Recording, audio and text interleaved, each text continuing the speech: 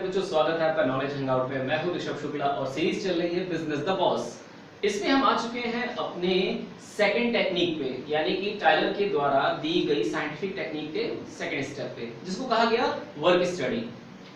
Work study में 4 part बताए गए। इन्होंने कहा कि अगर आप ये 4 पार्ट फॉलो करते हैं तो now you will reach the scientific approach to execute any kind of work. अब वो 4 पॉइंट्स क्या थे? पहला था method study, motion study, then time study and fatigue study. इन्होंने ये 4 चीजें बताई। तो चलिए बात करते हैं इन चारों चीजों में किन चीजों को एक्सप्लेन किया गया। पहला था मेथड स्टडी। इन्होंने कहा it seeks to find the best way of doing the job. किसी भी काम को करने का एक बेस्ट वे बताया गया। It aimed to minimize the wastage and to reduce the cost of production। इन्होंने कहा कि जब इसका आप एक अच्छा और यूनिक वे निकाल लेंगे तो उससे क्या होगा, आपका जो वेस्टेज है वो खत्म हो जाएगा। और जब वेस्टेज खत्म हो तो क्या हो जाएगा, आपका जो कॉस्ट ऑफ प्रोडक्शन था ना, जब आप रॉ मटेरियल ज्यादा वेस्ट कर रहे थे तो ज्यादा रॉ मटेरियल परचेज भी कर रहे थे क्योंकि वेस्ट हो रहा था। जब वो वेस्टेज खत्म हो गई तो परचेजिंग खत्म हो गई। जब परचेजिंग कम हुई तो जो कॉस्ट ऑफ प्रोडक्शन था वो धीरे धीरे मिनिमाइज हुआ। और जब आप किसी एक काम को बार बार करते हैं तो धीरे धीरे उसमें आपको एक्सपर्टीज हासिल हो जाती है। आप उसके कह सकते हैं कि एक एक्सपर्ट बन जाते हैं उस काम को करने के। तो होता क्या है, क्वालिटी ऑफ वर्क भी इंप्रूव हो जाता है। जैसे कहते हैं ना बेटा, डेली एक पेज हैंड राइटिंग लिखो, डेली एक पेज है, तो उससे होता क्या है, आपकी हैंड राइटिंग इंप्रूव हो जाती है, यानी क्वालिटी ऑफ राइटिंग जो है आपकी वो इंप्रूव हो जाती है। इन द सेम वे, अगर आप किसी एक बेस्ट वे से किसी काम को कर रहे हैं और रेगुलर उसी वे से कर रहे हैं तो आपका जो क्वालिटी ऑफ वर्क है, देखिए अंडरलाइन है, क्वालिटी ऑफ वर्क, ये इंप्रूव हो जाता है। क्लियर? चलिए दूसरे पॉइंट पे बात करते हैं, मोशन स्टडी।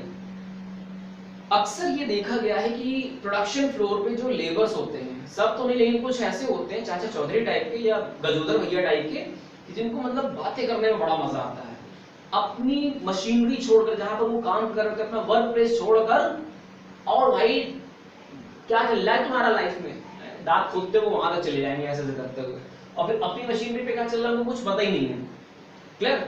इससे होता क्या है, जो अननेसेसरी मूवमेंट है, इससे जो 1 घंटे का काम है वो 2.5 घंटे में होता है। अब लेट्स से 1 घंटे में अगर वो बंदा 100 यूनिट प्रोड्यूस करता तो 2.5 घंटे में कितना कर लेता, 250। अब वो 100 यूनिट का काम कितने में कर रहा है, 2.5 घंटे में 150 यूनिट की वेस्टेज हो रही है। किस वजह से? क्योंकि अननेसेसरी मूवमेंट हो रहा है। Clear? It refers to the study of movement on the production floor। Production floor पे कितना मूवमेंट हो रहा है कैमरे के थ्रू, ये टायलर ने रिकॉर्ड किया। और कहा क्या कि to eliminate the wasteful and unproductive movement of worker, इसको खत्म करना है, एलिमिनेट करना है। To gain the timely execution of work, बहुत इंपॉर्टेंट चीज है ये timely execution. Clear? Time is money। For today's world, time is money। क्योंकि 150 यूनिट बर्बाद कर रहा था ना, वो 150 यूनिट और ज्यादा प्रोड्यूस कर सकता था। तो वो क्या कर रहा है, एक तरह से कॉस्ट ऑफ प्रोडक्शन बढ़ा रहा है, वो बर्डन है वो कंपनी पे, वो फैक्ट्री पे एक वर्कलोड को बढ़ाने वाला बर्डन है, वो हटाओ उसको, मकड़ा है वो काम का। तो ये किससे पता चलता है, मोशन स्टडी से पता चलता है। चलिए अगली बात करते हैं टाइम स्टडी पर। टायलर ने कहा किसी काम को एग्जीक्यूट करने का या कंप्लीट करने का एक निर्धारित समय होता है। क्लियर? और वो कैसे निर्धारित किया जाता है, चलिए पढ़ते हैं।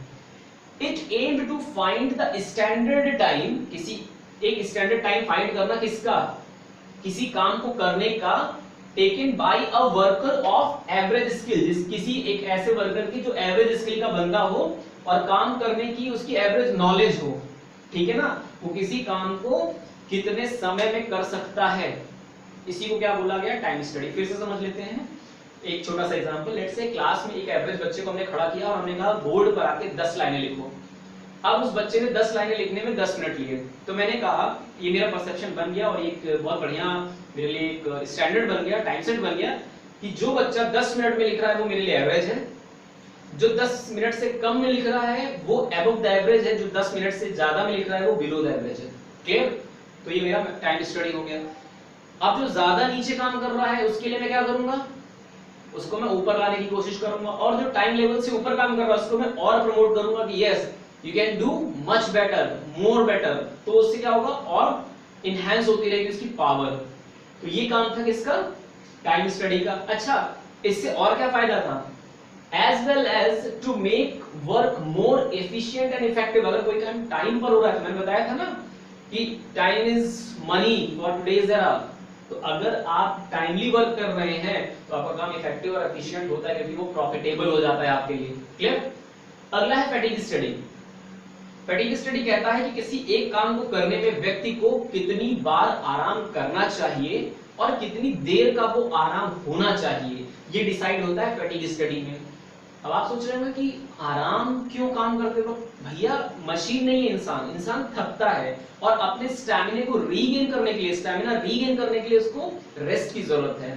तो कितनी देर रेस्ट होना चाहिए और कितनी बार रेस्ट होना चाहिए, ये डिसाइड होता है फैटिग स्टडी में। It seeks to determine the amount and frequency of rest interval. देखिए दोनों को मैंने सर्कल कर रखा है। It seeks to determine the amount यानी कि कितनी देर तक का, फ्रीक्वेंसी कितनी बार, रेस्ट इंटरवल उसको रेस्ट करना चाहिए।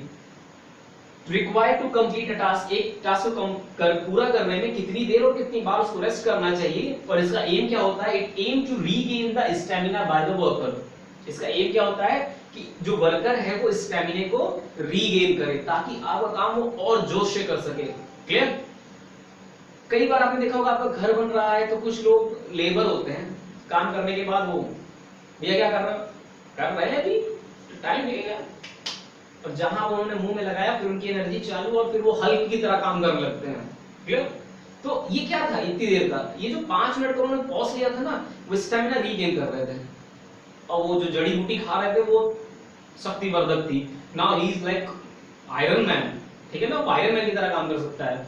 कैप्टन अमेरिका उसके पैर छुए इतना वो बलशाली हो जाता है वो लेबर उसको खाने के बाद। आई डोंट नो, वैसे ये सारी चीजें इंजीनियर्स पे हेल्प होती हैं। क्लियर? तो ये 4 चीजें ऐसी थी जो वर्क स्टडी में आती हैं। तो चलिए अगले पार्ट में देखते हैं क्या है स्टैंडर्डाइजेशन और सिंप्लीफिकेशन ऑफ वर्क।